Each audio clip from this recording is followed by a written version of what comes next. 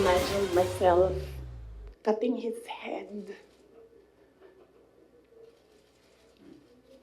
Drag me to hell. Sinabihan ko talaga si Senator Amy. Sabi ko sa kanya, kung hindi kayo tumigil, huhukayin ko yung tatay ninyo. Itatapon ko siya sa West Philippine Sea. Para sa ilang mambabatas, masyadong mabigat ang mga pahayag na ito ng pangalawang Pangulo.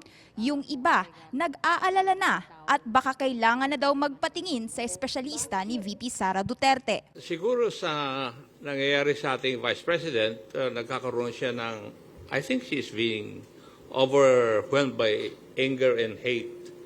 Pag ang isang tao ay sobrang galit, nawawala siya sa sense of decency. It would be recommended that she should see a psychologist or a psychiatrist. Gusto kong tanungin kung okay lang ba siya eh.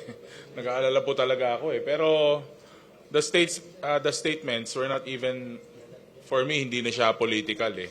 Parang it's a question of kultura. Nasa kultura ba nating mga Pilipino yung mga ganyan na statements? Ganyan ba tayo pinalaki? Nanlilisik. Parang galit na galit sa mundo.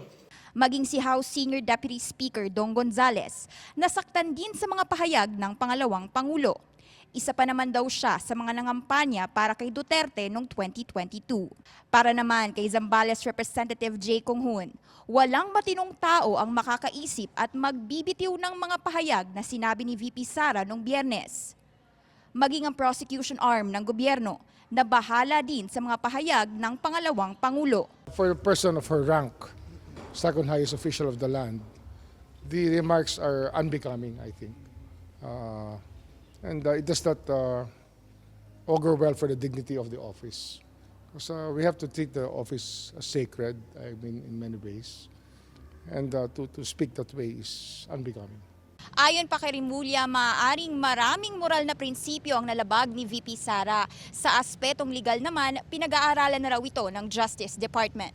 Nagulat din si Senate Minority Leader Coco Pimentel sa mga pahayag ng pangalawang Pangulo noong Biyernes. Nagulat ako, akala ko, sabi ko, AI ba ito? Hindi naman, totoo pala. So it's really unusual yung mga sinabi po ni Vice President Sara Duterte. And to me, it's strange no, na in the first place na naisip niya yon, tapos verbalize lang. Umaasa si Pimentel na baka may tsansa pang magkaayos si Pangulong Marcos at VP Sara Duterte. Yan daw ay kung may mamamagitan sa dalawang lider. Pero aminado rin siya, masyado ng malaki at malawak ang puwang sa pagitan ng dating mga pambato ng UNITEAM. Para sa Agenda, Hannity, BNC.